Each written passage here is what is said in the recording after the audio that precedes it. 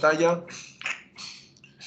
Y bueno, aquí va la clase de hoy. Entonces, vamos a ver el principio de operación de las turbinas hidráulicas. Ahora, las turbinas hidráulicas, pues digamos que funcionan a la inversa de lo que vimos con las bombas dinámicas, ¿verdad? Típicamente funcionan con álabes, ¿verdad? Sobre todo las turbinas de reacción, y las turbinas Pelton, pues sí son ligeramente distintas. Entonces vamos a hablar acerca de cada una de ellas. Ya en la unidad 4 hablaremos con más detalle. Entonces, las turbinas Pelton. Ayer antier, les decía que las turbinas Pelton son muy eficientes para absorber la energía de un fluido, ¿verdad?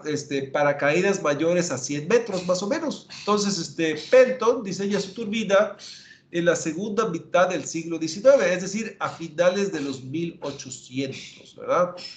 Es una turbina de impulso, ya hablamos acerca de eso, ¿verdad? Donde chorros de agua inciden sobre álabes montados sobre la circunferencia de una rueda para crear torque. Entonces, ¿verdad? Entonces, les decía, es una turbina de impulso, ¿verdad? Donde chorros de agua inciden sobre álabes. Y esos álabes están sobre la circunferencia de una rueda. Entonces, la cosa está así. Es una rueda y tiene un montón de cucharones, ¿verdad? Árabes con una cierta forma especial, ¿verdad? Pero prácticamente son cucharas partidas por la mitad. Ahorita voy a hablar acerca de la geometría con más detalle. Y bueno, pues viene la caída desde la montaña viene así, ¿verdad? Y viene así, y después en la tobera se acelera el chorro, ¿verdad? Aquí hay una presión altísima, ¿verdad? Debido a toda esa caída, pero, ¿verdad? Al salir a la atmósfera el chorro, de repente ahí cae la presión, ¿verdad? Cae la presión desde la correspondiente a esa altura a la presión atmosférica. Pero no se desperdició nada. Ese cambio de presión se convierte en velocidad cinética del chorro. Y es ese impulso el que va a reaccionar con el álabe para generar una fuerza de reacción. Y esa fuerza de reacción, ¿verdad? Ocurre a cierta distancia del centro y eso va a crear un torque, ¿verdad? Entonces, típicamente el chorro viene y se desvía,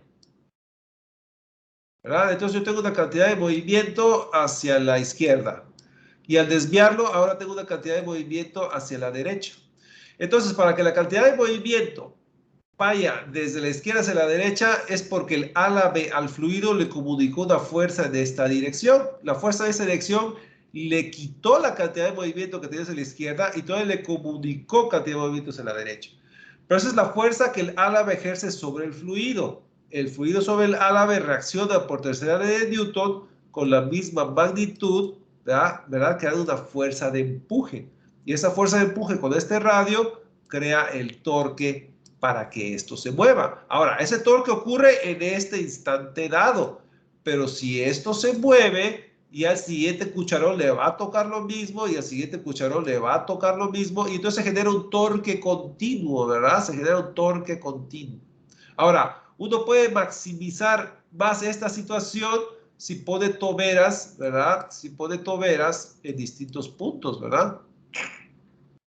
Si uno pone toberas en distintos puntos, entonces uno puede crear el torque, varios torques al mismo tiempo, ¿verdad? Varios torques al mismo tiempo. Y de hecho, eso es lo que yo estoy ilustrando aquí. Si ustedes ven esta figura, ¿verdad? Esta la saqué de un libro.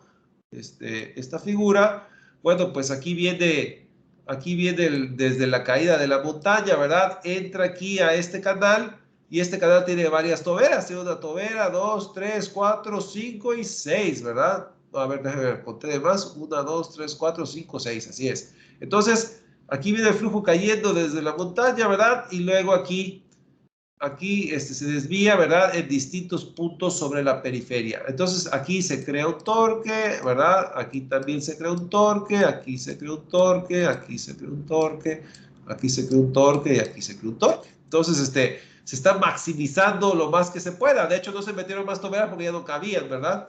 Pero, obviamente, ¿verdad? Pues uno quiere aprovechar al máximo esa generación de torque, ¿verdad? Bueno, ahora bien, les decía, estas turbinas son muy eficientes, estas turbinas son diseñadas para ser muy eficientes en caídas de entre 90 y 900 metros, ¿verdad? Aunque las versiones modernas, ¿verdad? Ya con mayor ingeniería, ¿verdad? Ya las han diseñado para operar eficientemente hasta caídas de 2000 metros. Entonces, imagínense ustedes allá en los Alpes suizos, ¿verdad? Al pie de las montañas, pues uno puede, seguramente hay ruedas Pelton de este tipo, ¿verdad? Entonces, bueno, esa es la rueda Pelton, creada en la segunda mitad de los 1800, ¿verdad? Ya vamos para 200 años de eso. Ahora, vamos a ver con mayor detalle esta situación. Les decía, tenemos la tobera, ¿verdad? Tenemos la tobera que incide tangencialmente sobre los cucharones en la periferia de una rueda Pelton. Pero bueno, este flujo viene desde una gran caída, ¿verdad?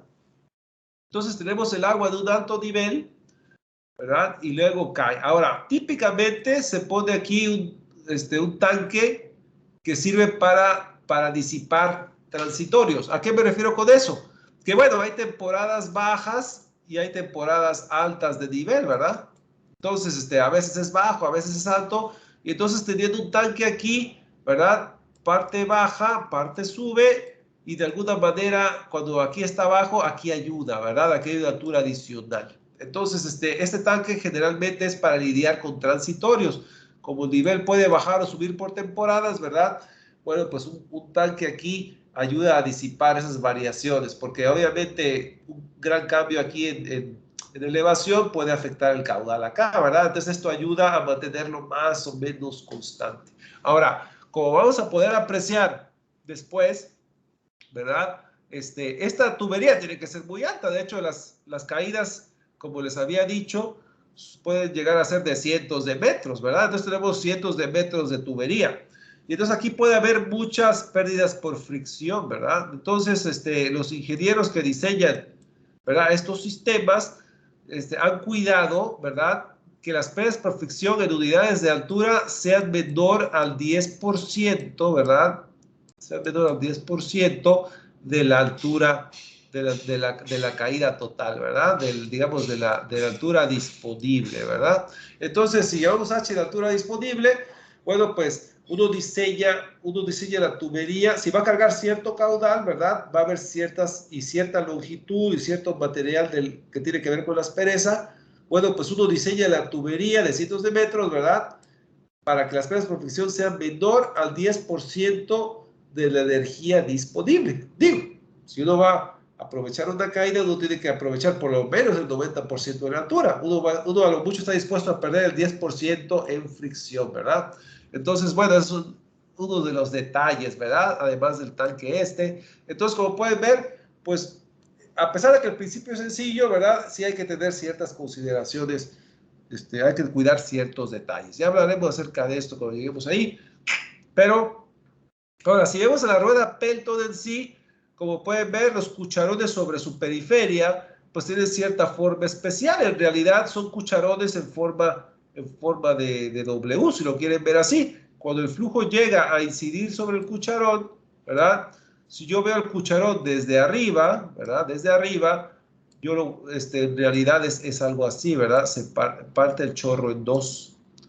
Entonces el flujo cuando llega, ¿verdad? Lo que va a hacer es que el flujo se va a desviar en dos, ¿verdad? El cucharón lo parte en dos, ¿verdad? Entonces, como pueden ver aquí, digo, la foto no le hace mucha justicia, ¿verdad?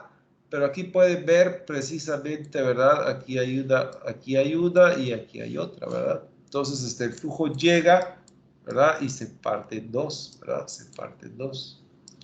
Entonces, bueno, así están los álabes de esta rueda Pelton, ¿verdad? Ya después haremos un análisis mucho más completo, ¿verdad? En base a la geometría de los álabes, ¿verdad? Y todas las consideraciones que hay que tener, incluso con las toberas, ¿verdad? Bueno, esa es una turbina de impulso, la turbina correspondiente a la turbina Pelton, ¿verdad? Vamos a hablar ahora de las turbinas Francis. Turbinas Francis son muy populares, ¿verdad? Porque son las que se emplean típicamente al pie de las presas, ¿verdad? Originalmente se diseñaron para alturas de entre 10 y 100 metros, ¿verdad? Entonces, las Pelton son de 90 metros para arriba, ¿verdad? Operan eficientemente en esas alturas, pero ya para alturas menores estamos hablando de la Francis. Entonces, si bien las Pelton se utilizan al pie de montañas, ¿verdad? Las Francis ya se utilizan al pie de presas. Entonces, ya cuando vemos una presa, ¿verdad? De decenas de metros de altura, ya sabemos que hay una Francis ahí abajo, ¿verdad? Ya lo tiene que dar por hecho. Entonces, Francis diseña la primera turbina hidráulica de flujo radial.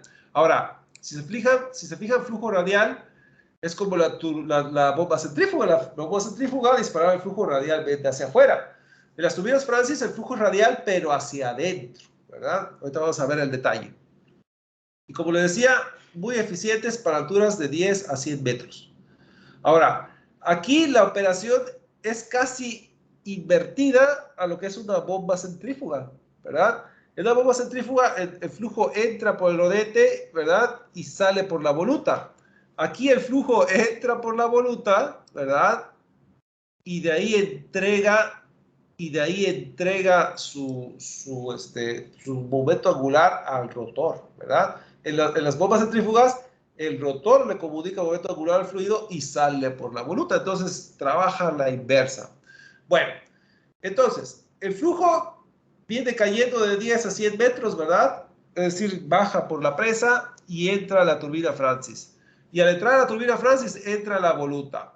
Y si recuerdan la voluta es un conducto en forma de espiral cuya área va cambiando. Solo que si ahora entra por la voluta, entra por la parte grande y en espiral va entrando haciéndose el área más pequeña. Entonces, un flujo que venía en línea recta, le estoy dando ya un carácter curvo, ¿verdad? Le estoy dando un carácter curvo y además lo estoy haciendo pasar por áreas cada vez más pequeñas. Entonces, estoy acelerando el flujo angularmente, ¿verdad? Entonces, si estoy acelerando el flujo, entonces significa que la voluta es una tobera. Entonces, en una bomba, la voluta era un difusor, bajaba la velocidad, ¿verdad? Subía la presión. Aquí es al revés. Aquí cuando el flujo entra por la voluta, ¿verdad? Estoy incrementando el momento angular del flujo, ¿verdad? Ahí lo estoy acelerando y al acelerarlo le estoy bajando su presión. Entonces, aquí pasa lo contrario a la voluta de una bomba. Le subo la velocidad y le bajo la presión. En una bomba era al revés, le bajaba la velocidad y le subía la presión. Entonces aquí el flujo se acelera, claro, se acelera adquiriendo una trayectoria circular, entonces adquiere momento angular, sube de velocidad, pero en forma rotatoria, ¿verdad? Y así entra el rotor, ¿verdad? Ahora bien, al final de la tobera uno dice, bueno, el flujo ya viene rotando, va a entrar al rotor, sí, pero recuerden que el rotor está formado por álabes de una geometría bien definida. Entonces el flujo tiene que entrar óptimamente alineado a los álabes para que los álabes absorban su energía. El flujo tiene que estar alineado específicamente al álabe del rotor. Entonces, para darle una ayudadita, ¿verdad? Al flujo que está saliendo de la voluta y está entrando el rotor, al final de la tobera se ubican álabes guía. Esos álabes guía simplemente refinan la orientación del flujo para que el flujo incida óptimamente sobre los bordes anteriores de los álabes, es decir, sobre el inicio del álabe, ¿verdad? Y bueno, pues ya el flujo al pasar por el álabe desde afuera hacia adentro, ¿verdad? Ya pues ya le entrega su energía rotacional al eje, ¿verdad? Los álabes interactúan con el flujo, ¿verdad? Y el flujo de alguna manera le baja la presión, los álabes le bajan la presión al flujo al redirigirlo, pero también adquieren su momento angular. Y ya el eje empieza a rotar. Ya con el andar del semestre vamos a ver los detalles ya con matemáticas, ¿verdad? Geométricamente. Por ahora nada más les estoy explicando la naturaleza, ¿verdad? ¿De qué se trata? Ahora, en la versión radial, el flujo entra y sale con cierta componente radial mientras rota. Pero en la versión de flujo mixto, ¿verdad? El flujo entra radialmente al rotor, ¿verdad? Con cierta componente rotacional, pero no sale radialmente, ¿verdad? Sale con cierta componente axial. Ahorita les voy a mostrar unos diagramas para que vean de qué estoy hablando. Ahora bien, entonces vamos a ver un diagrama. Ok, vamos a checar que todos estén ahí, sí, ok.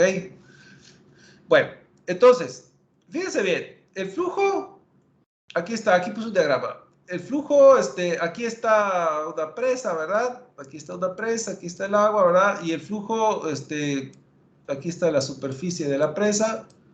Y entonces el agua baja, ¿verdad? El agua baja y entra a la voluta. Y al entrar a la voluta está entrando en un conducto donde el área se va haciendo más pequeña. Aquí el flujo ya empieza a adquirir su momento angular. Y al ir por secciones cada vez más pequeñas se está acelerando, ¿verdad? Entonces, pero antes de entrar al rotor todavía se ponen a la vez guía para refinar la trayectoria del flujo que entra al rotor, de tal manera que el flujo incida óptimamente o se alinee con los alaves del rotor. Y entonces el flujo, el rotor va a absorber, por así decirlo, ¿verdad? El flujo al seguir el contorno del álave, le está entregando su presión al álave y le está comunicando de alguna manera un empuje para que eso rote, ¿verdad? Ya veremos los detalles geométricos y mecánicos de eso en unas clases más, ¿verdad? Entonces, y bueno, pues al final, ¿verdad? Al final el flujo sale del rodete desde afuera hacia adentro, ¿verdad? Ahora, veámoslo lateralmente. El flujo desde la superficie de la presa baja y entra a la voluta, ¿verdad? Desde la superficie de la presa baja y entra a la voluta. Aquí lo estoy viendo de frente, por así decirlo, ¿verdad? Entonces el flujo baja y entra a la voluta. Y en la voluta, ¿verdad? Da la vuelta y pasa por los alaves guía. Entonces la voluta entra, da la vuelta y pasa por los alaves guía. Y entonces después de pasar por el álave guía, que es la estación 1, ¿verdad? La estación 1 es la salida del álave guía, entra al rodete. Y al entrar al rodete, ¿verdad? Pasa por esta región de entre álaves y sale del rodete, que es el punto 2. Ahora bien, si es una francis radial, el rodete está en un plano, por así decirlo. Es decir, el flujo entra en un plano y sale del mismo plano. Es decir, sale todo del mismo plano. Pero si es una francis de flujo mixto, ¿verdad? Desde arriba se ve igual, pero cuando sale, ¿verdad? Cuando entra el rodete, va a salir con una componente axial. Es decir, no entra y sale radialmente, sino que entra radialmente, pero adentro se va a ir desviando. Mientras avanza radialmente hacia adentro, también va avanzando axialmente hacia afuera, ¿verdad? Hacia abajo. Y bueno, el flujo sale del rodete, ¿verdad? En ambos casos, aquí, después de aquí, baja. Ahora, si se fijan, después del rodete tenemos aquí un conducto que se va abriendo y está sumergido con la superficie inferior del líquido del otro lado de la presa, ¿verdad? Ya después de la presa, ¿verdad? El límite inferior. Entonces, a este tubo se le conoce como tubo de descarga, ¿verdad? A este conducto divergente, ¿verdad? Ahora, ¿cuál es la finalidad del tubo de descarga? Al ser estas turbinas Francis, turbinas de reacción, significa que las turbinas tienen que estar siempre sumergidas en agua, siempre. Entonces, desde el inicio hasta el final, todo tiene que estar sumergido. El hecho de que este conducto esté sumergido en la parte baja asegura que todo esto esté lleno de agua, ¿verdad? Entonces, siempre y cuando ese tubo esté sumergido, asegura que todo esté lleno de agua por dentro. Si esto no estuviera sumergido, ¿verdad? Si el nivel estuviera más abajo, pues esto nada más caería, ¿verdad? Nada más caería. Entonces, el hecho de que el tubo de descarga esté sumergido asegura que toda la máquina esté sumergida por dentro, ¿verdad? Bueno, ese es el tubo de descarga, pero no es la única finalidad. El tubo de descarga también tiene otra función. Y la otra función es la siguiente. Si se fijan, va creciendo a medida que va bajando el flujo, ¿verdad? Entonces, a medida que va bajando el flujo, el área se va haciendo cada vez más grande, ¿verdad? Ahora, ¿cuál es la finalidad de eso? Aquí el flujo sale a cierta velocidad, pero al hacer el tubo de descarga cada vez más grande, justo en la salida, la velocidad se tiene que hacer más pequeña. Entonces aquí la velocidad era grande, ¿verdad? A medida que va avanzando, va disminuyendo, porque el caudal se conserva, ¿verdad? El caudal que pasa por esta área es el mismo caudal que pasa por el área de salida. Pero como el área se va haciendo más grande, ¿verdad? Entonces la velocidad se va haciendo más pequeña. Ahora, ¿qué gano yo? ¿Qué gano yo, verdad? Con una velocidad pequeña en la salida. Ah, pues gano mucho. ¿Por qué? Porque entre más pequeña sea la velocidad en la salida, más pequeñas son las pérdidas por fricción en una salida sumergida. Recuerden que cuando yo tengo un flujo de un conducto en una salida sumergida, hay ciertas pérdidas por fricción. ¿Verdad? Hay ciertas pérdidas por fricción. Y entre más pequeña sea la velocidad que salga por esa salida sumergida, más pequeñas son las pérdidas por fricción. Ahora, a mí, ¿por qué me interesa hacer más pequeñas las pérdidas por fricción en la salida? Uno puede decir, pues me vale ya en la salida. Sí, pero recuerden que yo tengo el inicio de mi sistema aquí y la salida de mi sistema acá. Y bueno, el flujo al entrar a la voluta, aquí ya va a haber fricción, ¿verdad? Aquí ya va a haber fricción al rozar con las paredes. Al pasar por el ala de guía, aquí también va a haber fricción. Al pasar por los álabes del rotor, también va a haber fricción, ¿verdad? Entonces, hay fricción en distintos puntos, ¿verdad? En distintos puntos hay fricción. Y bueno, entonces si yo minimizo las pérdidas por fricción aquí, es importante minimizar la fricción donde se pueda. Entonces, aún en la salida es importante, porque yo tengo una energía disponible que es la energía de la caída, ¿verdad? Y la energía de la caída, lo que no se pierde en fricción es lo que se va a aprovechar del rotor, ¿verdad? Porque no hay de otra, ¿verdad? De la energía disponible, o se pierde en fricción, o se pierde en el rodete, que en realidad es ganancia para mi provecho, ¿verdad? Entonces, todo lo que no sea pérdida por fricción y que no sea cambio de elevación, va a ser ganado, ¿verdad? Esa transformación de energía potencial, ¿verdad? Hasta el final, o se desperdicia en pérdidas por fricción, o en trabajo ganado en la turbina. Entonces, entre menos pérdidas por fricción totales haya, más provecho le voy a sacar yo a mi turbina, más trabajo voy a absorber de ese flujo. Entonces, el tubo de descarga cumple dos propósitos, ¿verdad? Mantener a la turbina sumergida siempre, y número dos, ¿verdad? Ya actuando como difusor, disminuir las pérdidas en la salida para ganarle un poquito más al trabajo ganado en la turbina. Todo lo que no se haya perdido, si tiene que ir a algún lado, pues se va a ir a la turbina, ¿verdad? Es simplemente un presupuesto energético. Entonces, de ahí la importancia del tubo de descarga, ¿verdad? No es una trivialidad. Entonces vamos a ver, ya es el último punto, ¿verdad? El flujo sale del rotor, ¿verdad? Después de haber entregado allí su momento angular y pasa a través del tubo de descarga, ¿verdad? Para conducir el líquido hasta la salida. Ahora, esos tubos de descarga hacen las veces de difusor, ¿verdad? Bajan la velocidad del fluido que sale para que las pérdidas por fricción sean menores, ¿verdad? Entonces, y al mismo tiempo aseguran que el rotor se encuentre siempre sumergido, ¿verdad? Si el tubo de descarga es sumergido, significa que esto siempre va a estar lleno de agua, ¿verdad? Y el rotor solamente puede funcionar si está lleno de agua, no es como una rueda Pelton, ¿verdad? Todo tiene que estar sumergido. En todo instante, ¿verdad? Todos los álabes siempre están llenos de agua. Entonces yo siempre estoy empujando a los álabes, siempre estoy creando torque, ¿verdad? Al mismo tiempo en distintos álabes, ¿verdad? Esa es la manera en que esto funciona. Bueno, esas son las ruedas Francis. Y como les decía, las ruedas Francis son muy eficientes, ¿verdad? Son muy eficientes en caídas entre 10 y 100 metros. Entonces, ya tenemos al pie de montaña, ¿verdad? Prácticamente de 90 metros para arriba.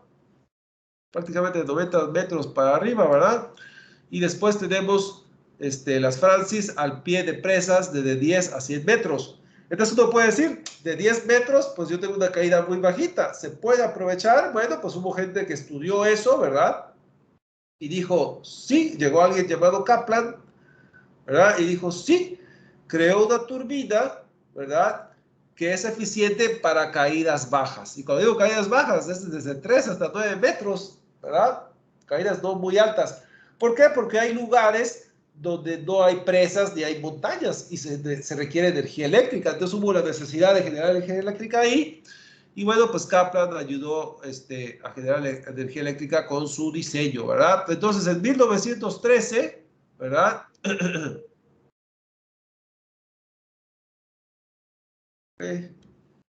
Se escaparon, ya están de regreso. 1913, Kaplan inventa su turbina, ¿verdad? Que funciona como una propela de barco a la inversa, ¿verdad? De hecho, tiene la forma de una propela de barco.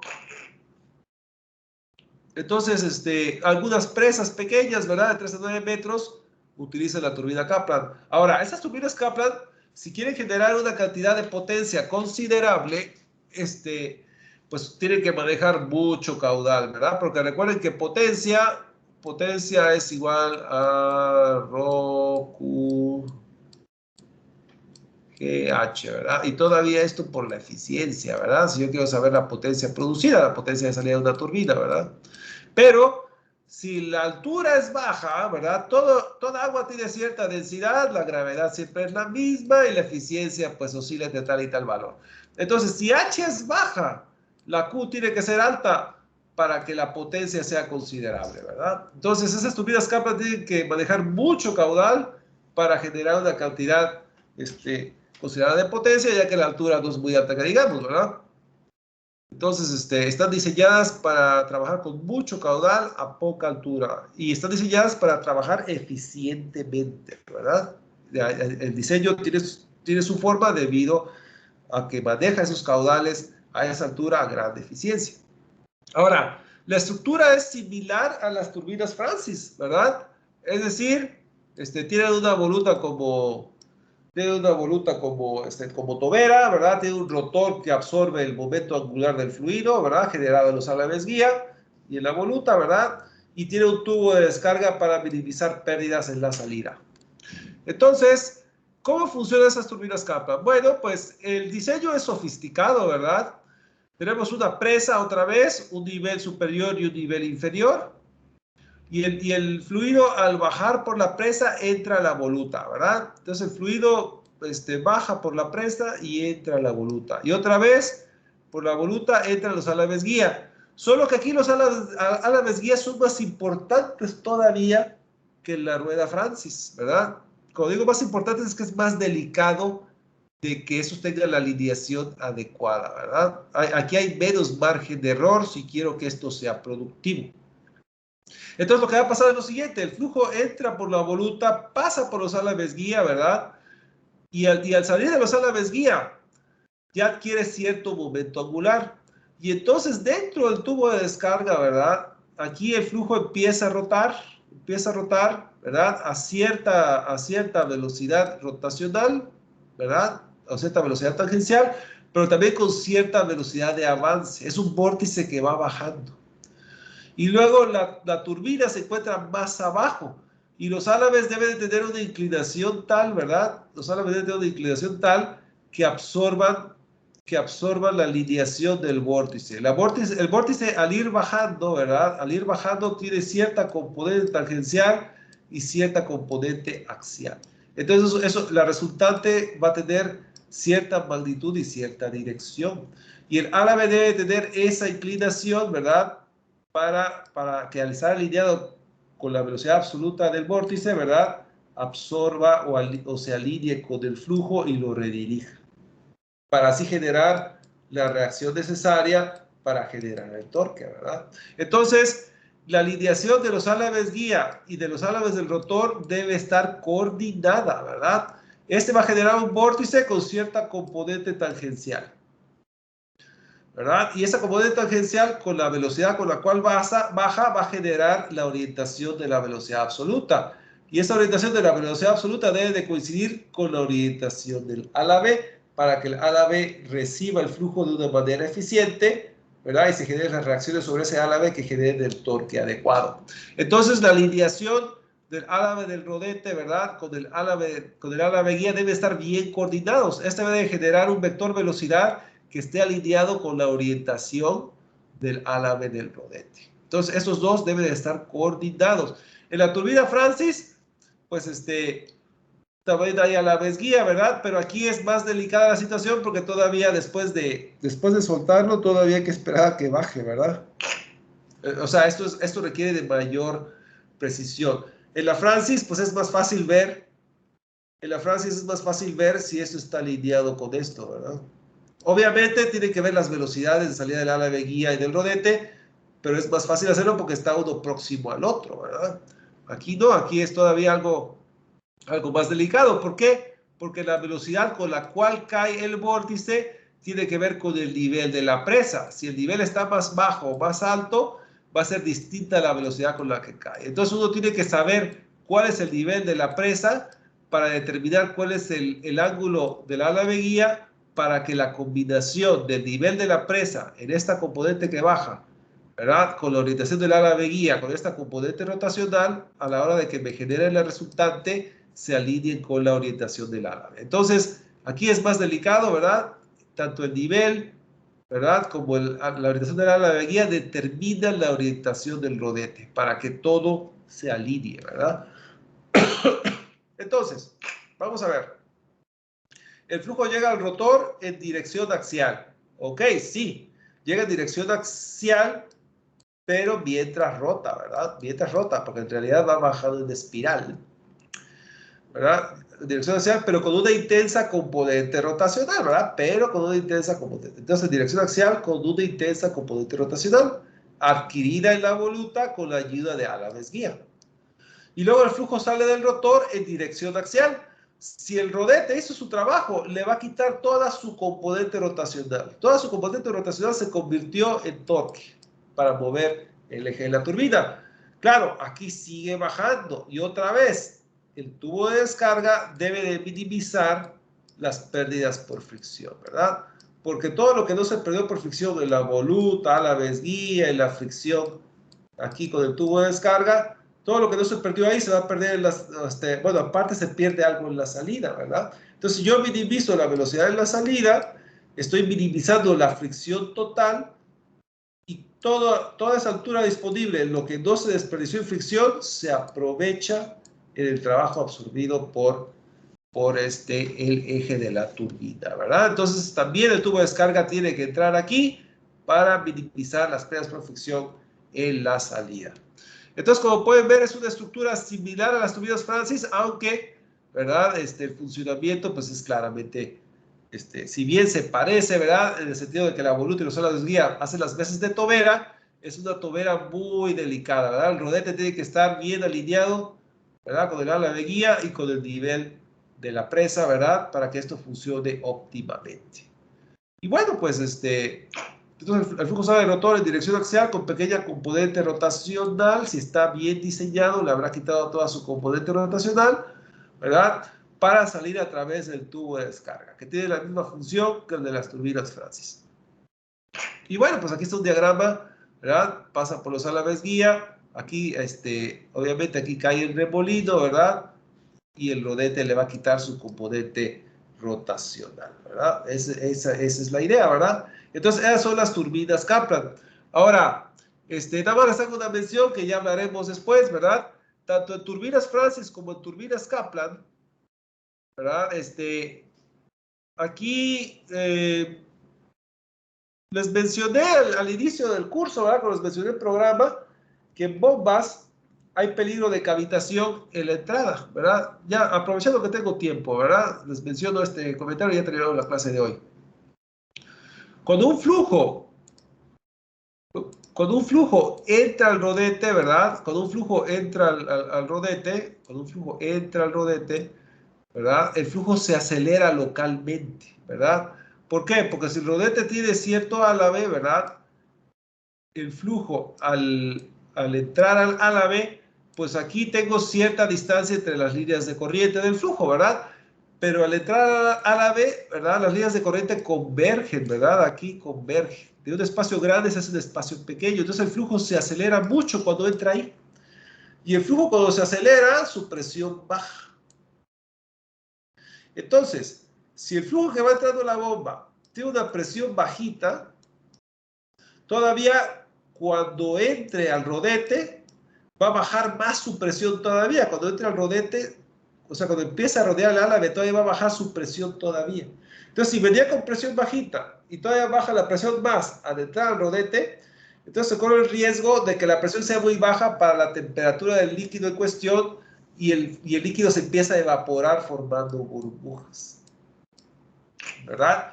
Y luego cuando estas burbujas se mueven corriente abajo, ¿verdad? Aquí las líneas de corriente ya divergen más, aquí hay más alta presión y ya para la temperatura que tiene el líquido, ya esa alta presión hace que las burbujas se revienten. Y entonces el fluido entra a llenar el hueco de las burbujas, ¿verdad? Generando golpeteo sobre el álave, ¿verdad? Entonces aquí existe golpeteo del álave y esto puede generar vibración, ¿verdad? Que me puede dañar la bomba, pero también erosión del álave. Entonces lo que se dice es que cuando uno instala una bomba, la bomba no debe estar muy lejos de la fuente de donde toma el agua, porque el agua entre más camino recorra para llegar a la bomba, ¿verdad? Va a tener más fricción para llegar ahí y la presión va a ir bajando. Y si la presión es muy baja y todavía baja más al entrar al rodete, hay peligro de cavitación. Ya hablaremos más acerca de esto cuando lleguemos a la unidad 2. Pero lo cierto es que en bombas, ¿verdad? La cavitación ocurre en la entrada del rodete. Ahora, cuando hablamos de turbinas, ¿verdad?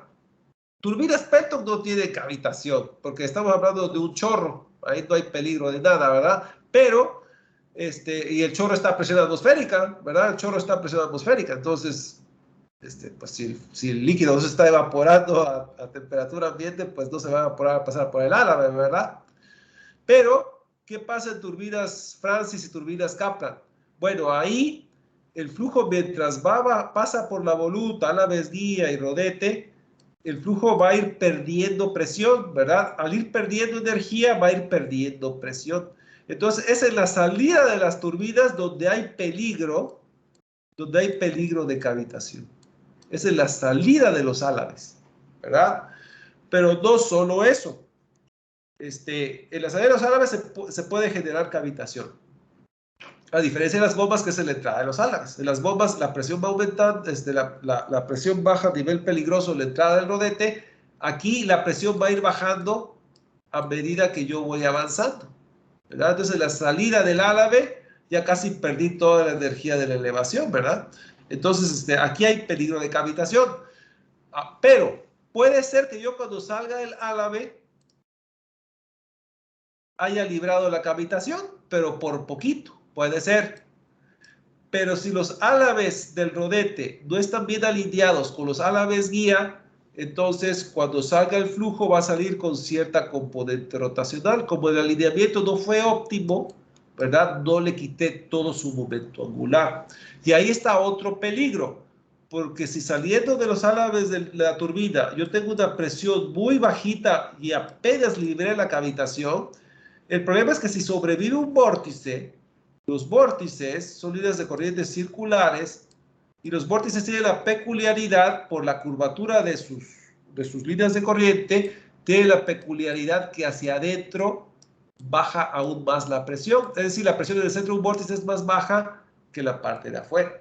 Entonces, si los álaves no están bien alineados y queda una pequeña componente rotacional, si la presión es muy baja en la salida y apenas libré cavitación, ¿verdad? Este vórtice me puede generar una presión aún más baja en el centro y se pueden generar burbujas en el centro del tubo de descarga.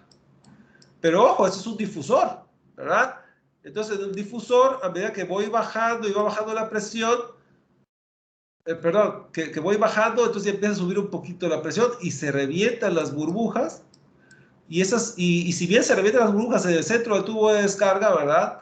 Lo que va a pasar es que esto va a generar vibraciones en el tubo de descarga y se puede colapsar la estructura. Entonces, un ingeniero, cuando cuida el aspecto de cavitación, ¿verdad? En una turbina, uno tiene que vigilar la salida del rodete, cuál es la presión, a ver si no va a haber cavitación. Y si apenas la libro, también tengo que checar si quedó componente rotacional porque ahí es peor todavía, ¿verdad? Ahí se puede colapsar toda la estructura, ¿verdad? Entonces, son situaciones, ¿verdad?, que empíricamente ya se ha llegado a ciertos criterios para analizarlos. Eso ya lo veremos nosotros en la unidad 4, ¿verdad? Pero bueno, estamos viendo el funcionamiento de turbinas y como quedó un poquito de tiempo, pues ya mencioné eso. Entonces, aquí termina nuestro tour, ¿verdad?, de funcionamiento de bombas y turbinas. Todas las bombas y turbinas, todas las máquinas de fluidos incompresibles que cubren este curso, ya vimos cómo se clasifican, cuál es su geometría, cómo funcionan. Ya el resto del curso es meterle números al asunto. Entonces, la próxima semana, ¿verdad?, ya vamos a empezar a meterle números al asunto. Primero vamos a empezar a ver en situaciones ideales cómo la geometría de los álabes, si una máquina rota a cierta velocidad y las álabes tienen cierta geometría, podemos estimar qué caudal manejan, qué torque se genera, ¿verdad?, qué potencia se produce o hay que meter ahí, es decir, hasta cuánto se presuriza o se despresuriza el fluido al pasar por ahí. Todas esas cosas las podemos estimar en condiciones ideales simplemente de la cinemática y de la geometría de la máquina. Entonces ya empezamos a ver con números, condiciones ideales, ya con el andar del curso ya empezamos a ver cuestiones más prácticas, ¿verdad? Más observables ya a la hora de correr una máquina. Entonces, bueno, esta es la clase de hoy, ¿verdad? Vamos a subir el archivo creo que el archivo ya está. No, creo que déjeme ver. Sí, ya está. Entonces, aquí está. Ayer vimos bombas, ¿verdad? Y en el mismo archivo están las turbinas. Ok, entonces ahí termina nuestro repaso. Bueno, nuestro viaje, ¿verdad? Nuestro repaso, ¿verdad? Nuestro documental de cómo funcionan las distintas máquinas. El día de mañana va a ser una clase breve, ¿verdad? Si vamos al blog de notas, ¿verdad?, ustedes apuntaron sus equipos, creo que ya están todos apuntados, ¿verdad? Ahorita se actualiza esto. Bueno, están muchos apuntados. Recuerden que el día de mañana voy a generar los canales de comunicación para los equipos de tarea. Entonces, los que faltan por apuntarse aquí, pues para mañana, ¿verdad? Porque mañana lo que esté aquí es lo que voy a apuntar. Y los que no, pues ya después, recuerden que solo yo puedo generar los canales, ustedes no. Entonces, ya cuando tengan el tiempo encima para la tarea, yo lo hago cuando yo tenga tiempo. Entonces, si no estén apuntados, terminen de apuntarse, por favor, para que mañana ya pueda generar yo los canales de comunicación. Bueno, entonces, esta es la clase de hoy. ¿Alguna pregunta o comentario antes de despedirme? Todo claro, ¿verdad? Ok, perfecto. Entonces, mañana nos vemos para esto, ¿verdad? Para los canales de comunicación. Es importante nada más para que cuando yo los genere, ustedes nada más hagan pruebas entre sí para ver que todo funciona bien. Por si hay algún detalle, a ver si lo puedo arreglar, ¿no? Entonces, nada más les pido mañana de que se presenten. Van a ser 20, si acaso 20 minutos o algo así, y nada más en lo que checamos eso.